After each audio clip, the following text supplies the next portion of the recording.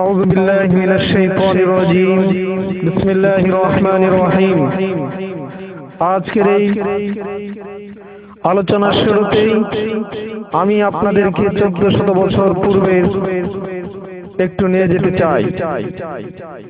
হ্যাঁ, আমি 1400 বছর পূর্বের পৃথিবীর কথাই বলছি।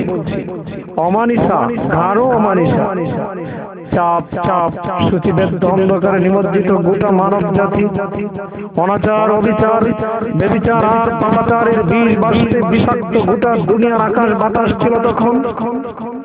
সেই চরম বর্বরতা, নৃশংসতা, অজ্ঞতার মূর্খতার যুগ, যখন নারী জাতি মাতৃজাতি পরিণত হয়েছিল স্রেফ পুরুষের ভোগ্য পণ্যে, যখন নারীকে মনে করা হতো বংশের কলঙ্ক, যখন কন্যা সন্তানকে কবরস্থ করা হতো জ্যান্ত অবস্থায়, এমনই শ্বাসরুদ্ধকর পরিস্থিতিতে গমড়ে ওঠা আর্তনাদ বলে উঠল, ইনসানিয়াত কি এভাবেই ধ্বংস হয়ে যাবে?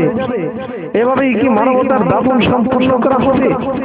মায়ের জাতি নারী জাতিকে যুগ যুগ ধরে এভাবেই অবহেলা, ঘৃণার, তিরস্কারের পাত্রীতে পরিণত হয়ে থাকবে? আসবে নাকি কেউ নারীত্বের মাতৃত্বের গর্বিত অধিকার উঁচিয়ে ধরার জন্য?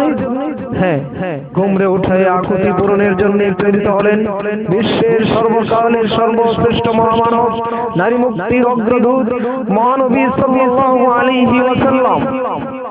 ঘোষণা করলেন প্রত্যয় দৃপ্ত কণ্ঠে নারীত্বের অধিকারের কথা, বুলন্দ করলেন মাতৃজাতির মর্যাদা, উঁচিয়ে ধরলেন বিশ্ব সভায় তাদের সম্মানের জান্ডাকে। সম্মানিত উপস্থিতি, ফলশ্রুতিতে যে নারী ছিল শুধুমাত্র বিছানার সঙ্গী আর ভোগের সামগ্রী, সে নারী পেল সুমহান সামাজিক মর্যাদা। যে নারী ছিল চিরজ্ঞান উপেক্ষা, নির্মম শিকার, বৎসনার তিরস্কারের করুণ পাত্রী, সে নারী লাভ করল মাতৃত্বের গর্বিত অধিকার।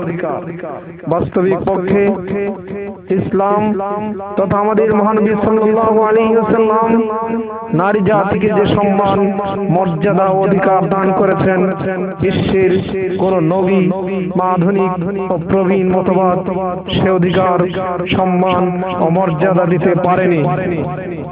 তাই তো আমরা হিন্দু ধর্মের দিকে তাকালে দেখতে পাই যে সেখানে নারীর অধিকার বলতে কিছুই নেই। প্রাচীন হিন্দু শাস্ত্রে বলা হয়েছে, মৃত্যু, নরক, অগ্নি, বিষ ও সর্পের কোনটি নারী অপেক্ষা মারাত্মক নয়। দেখুন কি জঘন্য মন্তব্য, কি বিভৎস উক্তি! এই তো সামান্য কিছু কাল পূর্বে হিন্দু ধর্ম অনুযায়ী দেবতার সন্তুষ্টির জন্য নারীকে মন্দিরের বেদিতে নির্মম ভাবে বলি দেওয়া হতো। এই কিছুদিন আগেও স্বামীর মৃত্যু হলে স্ত্রীকেও জ্বলন্ত চিতায় জীবন্ত পুরে সতীদাহ প্রথা পালন করা হতো। এটা বেশি দিন আগের কথা নয়, বই পুস্তকে হলেও আপনারা জেনেছেন, যা এখনো ভারতের কিছু কিছু এলাকায় চালু আছে। ওহ, কি নির্মম বর্বরতা, কি মর্মন্তুদ প্রথা, যা ভাবতেই গা শিউরে ওঠে। এমনই ভাবে খ্রিস্ট ধর্মেও নারী জাতিকে চরম লাঞ্ছনা ও গঞ্চনার অচল গহ্বরে নিমজ্জিত করা হয়েছে। জনৈক পাদ্রীর মতে নারী হলো শয়তানের প্রবেশস্থল, নারী সকল অন্যায়ের মূল। এমনকি নারী কি দেহ সর্বস্ব, নাকি তার প্রাণ বলতে কিছু আছে? এ প্রশ্নের মীমাংসার জন্য পঞ্চম খ্রিস্টাব্দে খ্রিস্টান পাদ্রীদেরকে একটি আন্তর্জাতিক কনফারেন্স পর্যন্ত করতে হয়েছে। অপরদিকে ইহুদি সমাজে নারীর অবস্থা তো আরো মারাত্মক ও শোচনীয়। ইহুদি ধর্মে এখনো ঋতুস্রাবের সময় নারীকে বাড়ি থেকে দূরে নির্জন কোন স্থানে বসবাস করতে হয়। তার রান্না বান্না সম্পূর্ণ নিষিদ্ধ থাকে। অন্যান্য মুসলিম ধর্মমত তথা বৌদ্ধ, শিখ, অগ্নি পূজারী ইত্যাদি সকল ধর্মের হালত এমনই, তা বলা চলে এর চাইতেও আরো জঘন্য, এর চাইতেও আরো কুৎসিত, এর চাইতেও আরো বিভৎস। সম্মানিত উপস্থিত, পক্ষান্তর ইসলামই একমাত্র অন্যান্য ধর্ম যা নারী জাতিকে দিয়েছে পূর্ণাঙ্গ ব্যক্তি স্বাধীনতা। মহানবী সাল্লাল্লাহু আলাইহি ওয়াসাল্লাম সেই নবী যিনি নারী জাতিকে তাদের মৌলিক অধিকার নিশ্চিত করার পাশাপাশি অধিষ্ঠিত করেছেন মানবিক ও সামাজিক মর্যাদার সুউচ্চ আসনে। মহানবী সাল্লাল্লাহু আলাইহি ওয়াসাল্লাম যে মাতৃ জাতিকে কত উঁচু মর্যাদায় সমাসীন করেছেন তা বোঝাবার জন্য আশা করি মহানবী সাল্লাল্লাহু আলাইহি ওয়াসাল্লামের বিখ্যাত বাণীটি যথেষ্ট হবে। নবীজি বলেন, আল জান্নাতু তাহতা আকদামিল উম্মাহাত, মায়েদের পাদতলে সন্তানের জান্নাত। জামিউ সগীর পৃষ্ঠা 221। অন্য এক হাদিসে নবী সাল্লাল্লাহু আলাইহি ওয়াসাল্লাম ব্যর্থহীন কণ্ঠে ইরশাদ করেছেন, মাতার বাধ্যতাকে মহান আল্লাহ তোমাদের জন্য হারাম করে দিয়েছেন। অপর এক সাহাবীর প্রশ্নের উত্তরে তিনি পর 3 বার মায়ের মর্যাদার কথা বলে চতুর্থবার পিতার মর্যাদার কথা বলেছেন। এতে নারী জাতির মর্যাদা অনেক অনেক গুণ বেড়ে গিয়েছে। নবী করিম সাল্লাল্লাহু আলাইহি ওয়াসাল্লাম নিজেও আপন দুধ মাতা হযরত হালিমা সাদিয়া রাদিয়াল্লাহু আনহার অসাধারণ খিদমত করতেন, বিপুল সম্মান প্রদর্শন করতেন।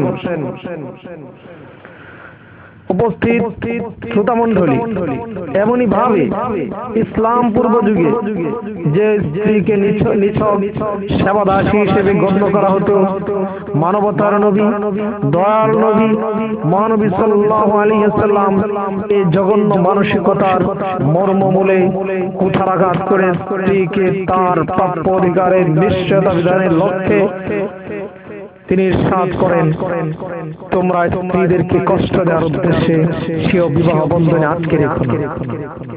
অপর হাদিসে মহানবী সাল্লাল্লাহু আলাইহি ওয়াসাল্লাম ঘোষণা করেন, তোমাদের মধ্যে সেই উত্তম যে তার স্ত্রীর নিকট উত্তম, আর আমি আমার স্ত্রীদের নিকট উত্তম। তিরমিজি শরীফ হাদিস নং 3895। বিদায় হজের সেই ঐতিহাসিক ভাষণে প্রিয় নবী সাল্লাল্লাহু আলাইহি ওয়াসাল্লাম লক্ষাধিক সাহাবায়ে কেরামের মজমায় বললেন, হে পুরুষগণ, মনে রেখো যেমনি ভাবে তোমাদের স্ত্রীদের উপর তোমাদের হক আছে, ঠিক তেমনি ভাবে তোমাদের স্ত্রীদেরও তোমাদের উপর হক আছে। বুখারী শরীফের হাদিস। যে কন্যা সন্তান জন্মগ্রহণকে সেই জাহেলি সমাজে অবমাননাকর মনে করা হতো, যাদেরকে জ্যান্ত পুঁতে ফেলা হতো, সেই কন্যা সন্তানের ফজিলত বর্ণনা করে ইরশাদ করলেন, যে ব্যক্তি এ কন্যাদেরকে উত্তম ভাবে লালন পালন করবে, আমিও সে জান্নাতে পাশাপাশি থাকবো। তিরমিজি শরীফ হাদিস নং 1914। তিনি নিজেও আপন কন্যাদেরকে দারুণ ভালোবাসতেন। বিশেষত সর্বকনিষ্ঠ কন্যা হযরত ফাতেমা রাদিয়াল্লাহু আনহাকে কোন সফরে যাওয়ার প্রাক্কালে সর্বশেষে হযরত ফাতেমা রাদিয়াল্লাহু আনহার সাথে আবার সফর শেষে প্রত্যাবর্তনের পর সর্বপ্রথম তার সাথে সাক্ষাৎ করতেন। সম্মানিত হাজিরিন, তিনি বলতেন, ফাতেমা আমার শরীরের অংশ, যে ফাতেমাকে কষ্ট দিল সে আমাকেই কষ্ট দিল। সম্মানিত ভাইরা আমার, এর সাথে সাথে মহানবী সাল্লাল্লাহু আলাইহি ওয়াসাল্লাম নারী জাতির শিক্ষা গ্রহণের ব্যাপারেও তিনি মৌলিক অধিকার নিশ্চিত করতে গিয়ে তিনি বললেন, জ্ঞান অর্জন নারী পুরুষ উভয়ের জন্যই ফরজ। শুধু তাই নয়, তিনি আমলি ভাবে এর বাস্তবায়ন করে গেছেন।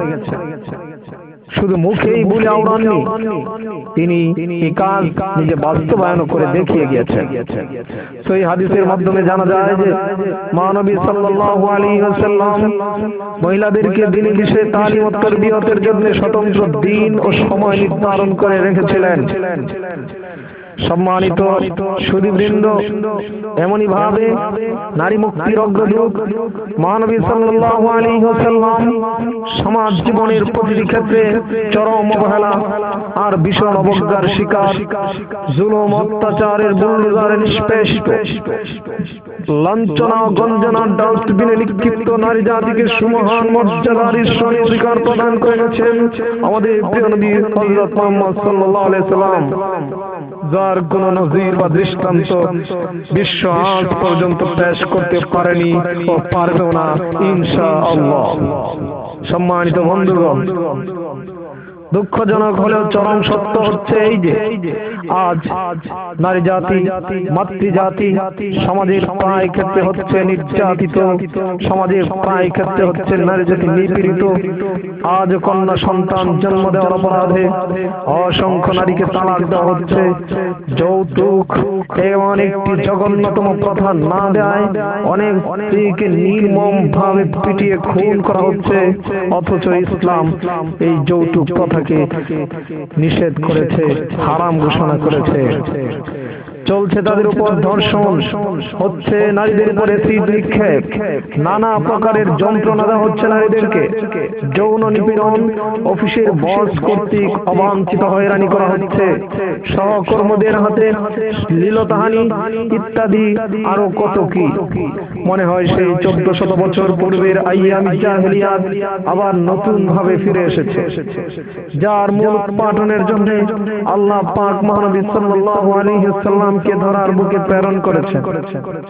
সম্মানিত হাজিরিন, আজকের এই অশান্ত দুনিয়ায় শান্তি পেতে হলে আমি বলবো নারী জাতির সামনে একটি মাত্র পথই খোলা আছে, আর তা হচ্ছে ওই পাশ্চাত্যের উগ্র বা ঘিনঘিনে তথাকথিত সভ্যতায় লাথি মেরে হিন্দু সংস্কৃতিকে পরিপূর্ণভাবে পরিত্যাগ করে মহানবী সাল্লাল্লাহু আলাইহি ওয়াসাল্লাম কর্তৃক ঘোষিত ইসলামের সহজ সরল শুদ্ধ সমুজ্জ্বল আলোকোজ্জ্বল পথে ফিরে আসা, শরঈ আহকামগুলো যথাযথভাবে পাবন্দির সাথে পালন করা, মহান আল্লাহ তাআলা কর্তৃক নির্দেশিত কোরআনী অনুশাসন অনুযায়ী নিজেকে পরিচালিত করা, মহানবী সাল্লাল্লাহু আলাইহি ওয়াসাল্লামের বাতলানো শাশ্বত চিরন্তন ব্যবস্থাপনা অনুযায়ী চলে শান্তি সুখের সুশীতল ছায়ায় আশ্রয় গ্রহণ করা, নারী জাতির, মাতৃজাতির, স্ত্রী জাতির, কন্যা জাতির মুক্তির একটা একমাত্র পথ।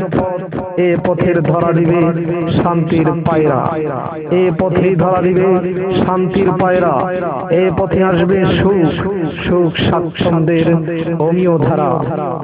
অন্য কোনো মতে বা পথে, সভ্যতা বা সংস্কৃতিতে শান্তি নেই, শান্তি নেই, শান্তি নেই। তারা যতই মিষ্টি মিষ্টি স্লোগান দিক না কেন, যতই তারা সম অধিকারের রঙিন স্বপ্ন দেখাক না কেন, মূলত ওই সবই হলো মিথ্যা কুহেলিকা, অসত্য মরীচিকা। তাই আর নয় মরীচিকার পিছনে ছোটাছুটি, ইসলামের সুমহান আদর্শে আমরা উজ্জীবিত হব। মহান আল্লাহ রাব্বুল আলামিন, মহান আল্লাহ রাব্বুল আলামিন আমাদের সকলকে, সকল মা বোনদেরকে সঠিক বুঝ নসিব করুন। আমিন আমিন সুম্মা আমিন। আখির দাওয়ানা আলহামদুলিল্লাহি রাব্বিল আলামিন। আসসালামু আলাইকুম ওয়া রাহমাতুল্লাহ।